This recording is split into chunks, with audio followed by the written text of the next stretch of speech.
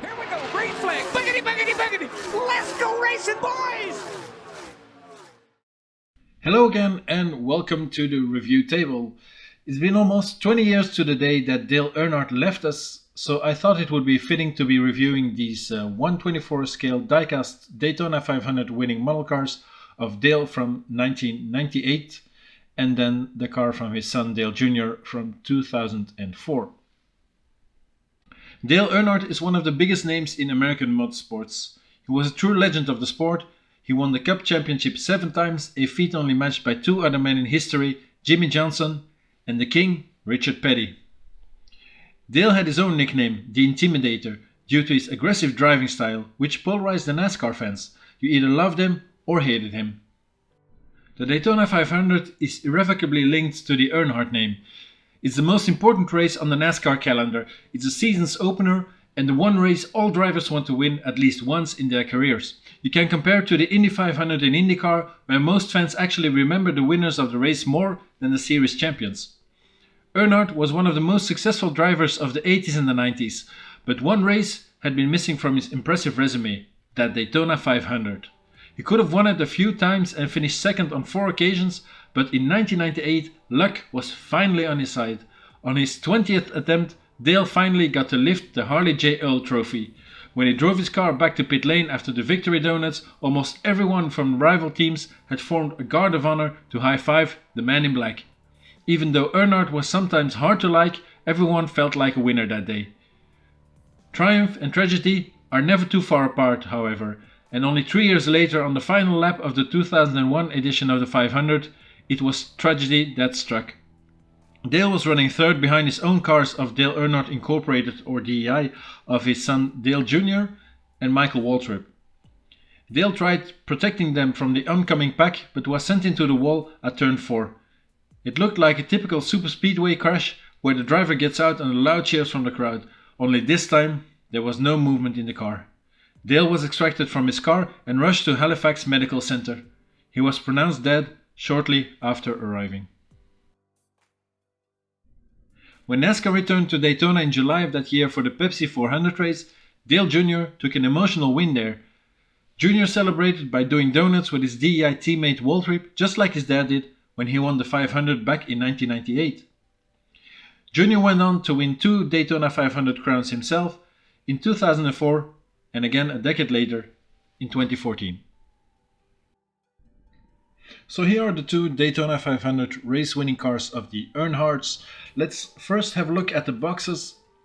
So this is the Dale Sr. 1998 Daytona 500 winner, finally after all these years of course, and it came in NASCAR's 50th season as well. There's a picture of the car on it and Dale proudly holding the trophy.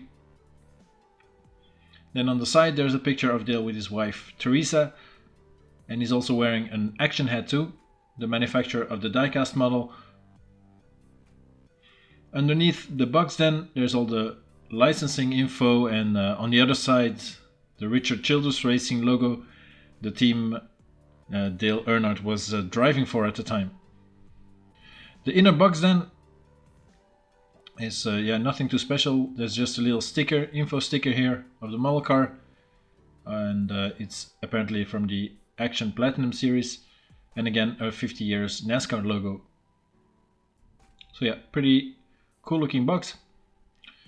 The one of the Junior car then, and it's also an Action collectible model from the 2004 Daytona 500, and on it is a picture of Junior holding the trophy and more pictures of him celebrating the win. You'll also notice it says it's a raced version, which will be shown in a minute. Then here's a picture of Junior doing donuts and some licensing info again on the bottom, and a nice picture again of him holding the trophy aloft. On the sides of the box then again there's an info sticker, and the inner box is nothing too special, it just says it's a 2004 model car. As you can see here, in the middle here I have a statue of Dale Sr. in his typical Goodwrench suit. And it's made by McFarlane for action, and it has a bit of a tacky podium. And the background as well is well, a bit flimsy plastic with this flag on it. But the figurine, the details of the figurine are actually pretty good, like this Daytona winner's cap. It's really nicely done, and the likeness in the face is pretty good, I'd say. I really think it really looks like Dale, and all the sponsors' logos are really crisp as well on the race suit.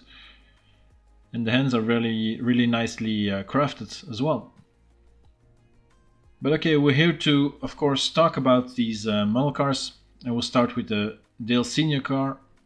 It's not a raced version like with the Junior model, but I did add some race weathering, as I actually only have raced NASCAR models in the collection. So that's why I decided to make this one race dirty as well. I started at the front with the air dam or bumper, if you will. So I added these pieces of black tape over the grille and the red detailing on it and the race dirt, as you can see. Also the little grille here had to be added as well. The car also ran with the different livery on the bonnet instead of the regular Goodwrench like on the sides of the car. So now it's the red plus on the hood. On the windscreen I had to add this third support beam, which was missing for some reason, and then these little red dots I added as well. Then here you have Dale's signature and the typical trademark number 3. The roof flaps then, they don't open on this small car. On the more modern models they do open, but here is just the outlines of it. On the sides of the car then I've done some raised dirt, as you can clearly see in the white parts, of course. The wheels then, I did add some extra detailing to them, and I dirtied them up as well. As you can see, the red ring is almost blackened out entirely.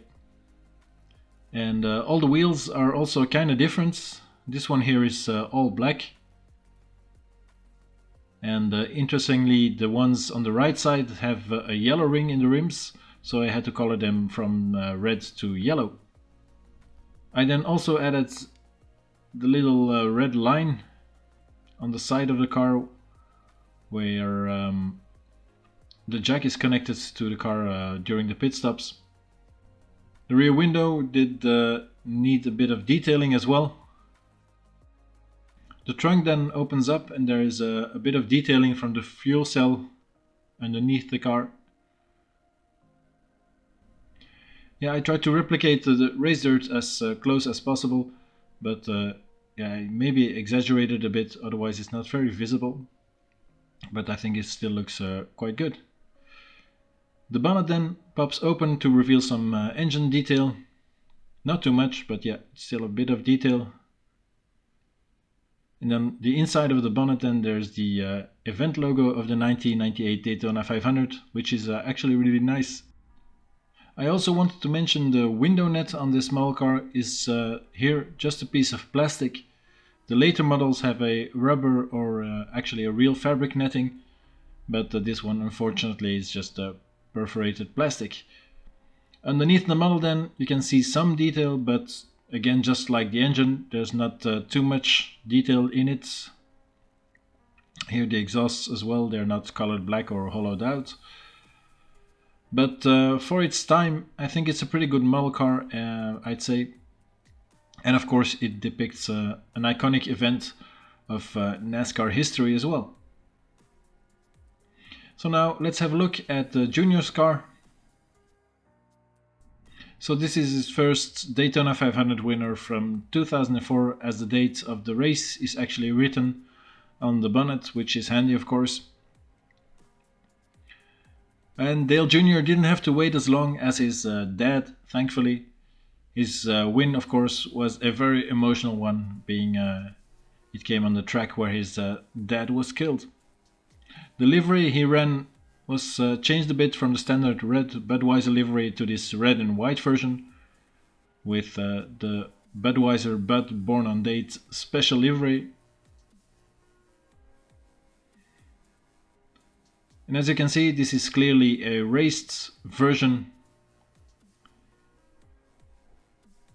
with all the detailing on it, as it was stated on the box as well, of course. And it's done by Action themselves, so I didn't change anything, unlike on the senior version.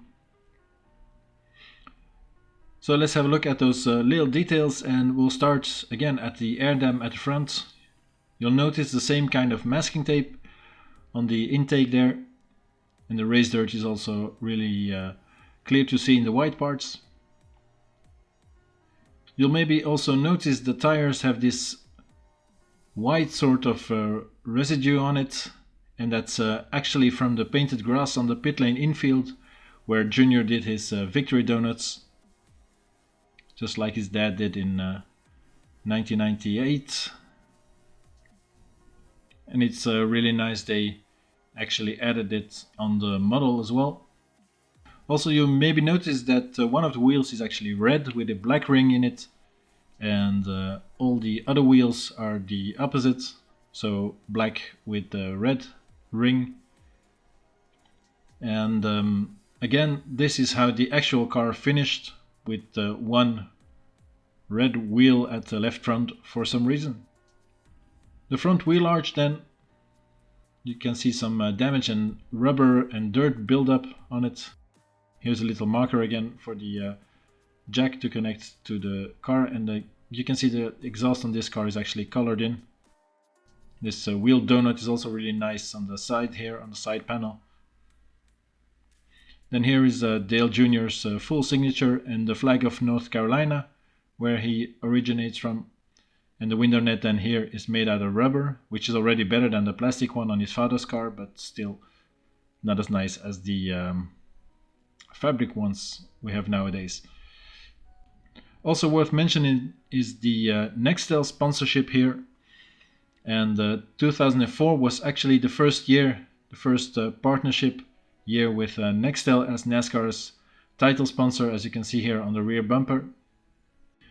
The rear wheel arch then has this rubber buildup yet again, or dirt buildup, and then another small tire donut on it. Then you have the number 8 on the roof, and again the roof flaps don't open here. And the rear window actually has these detailing parts that I had to add on the senior's car, as well as the third beam on the strengthening beam on the front window and the little detailing. So the rear bumper is quite scuffed and a bit broken, as you can see, which is really nicely done by Action. The trunk then opens up as well, and there's slightly more detail inside on the fuel cell, with the fuel tank underneath that you can see there.